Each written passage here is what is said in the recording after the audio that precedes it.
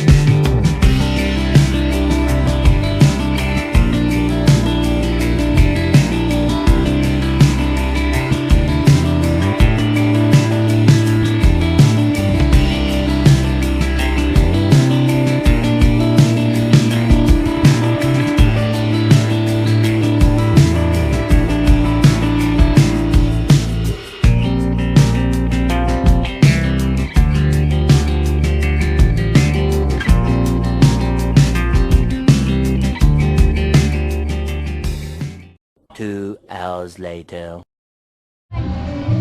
Okay guys, nakarating na kami sa pupuntahan namin. So, nasa Balay ni Susan na tayo ngayon.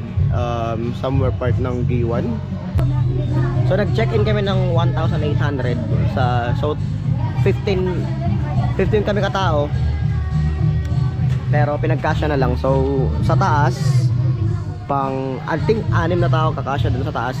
And then yung the rest dito, meron naman kasi mga tent. Lalatag namin dito namin ginuman. At sa the rest, yun na, nagluluto na sila doon. Nagkukok na sila. So okay naman yung place. Wala, pahirapan kasi ngayon kasi overbook since Holy Week. So agawan talaga ng mga resort. So dito, buti na lang meron na naming nakitang place. So nakuha namin yan ng 1,800 baba at taas na. So, Dodi nga pala, mga tropang Maxim. Ito si Miles, yung baby boy, Panda. inchik, Lalamog. 5'6". Incheck na bastos. Yung cook namin for tonight, Momots. Maki. Maki, sili. Gago! And then our dishwasher, ay hindi, wala pala kaming plato, sorry. Yun, yung specialty kung bakit sasarap yung pagkain. So yung diskarta namin is isda. Since Holy Week. So ayaw namin ng karne kasi yun nga. Pero hindi naman bawal yung pork, di ba? Hindi. Hindi. Good, Yung masarap yung ano. So ayun, so nagsain gamit. Akala ko magsasain gamit yung Orange. Sandok. Yun din. butane. Pero hindi ginamit. Iba power may iba. Mindset ba? Putang ina. Ang galing. I-refund mo nga yan. Wait lang, tangina mo. So, nakapagsahin na lang dito kasi kaya naman pagulin. Since dati pang panahon yun. Alas na. Pinanong ko ka mo. Nakadin ka kalayo no. So, yeah, back to you guys.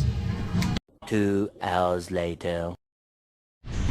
Yo, what's up guys? Second days ngayon natin sa bahay ni Susan tayo. So that's on the way lang siya sa Sulangan, and then this is the place.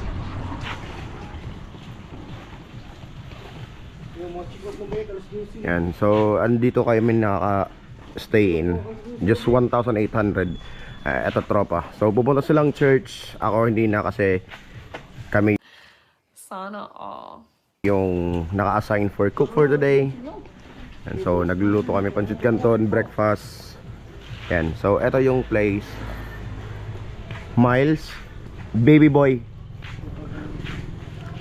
So ito. So ito naman yung main at saka yung office kung saan magbabayad ng payment. Banggoy. The integrated. So tapos may mga ilaw siya guys every night. So hindi siya madilim. Yos! Ayaw Sa gabi. And then the seaside would be this. And then white sand din naman siya guys, which is good. Ganda.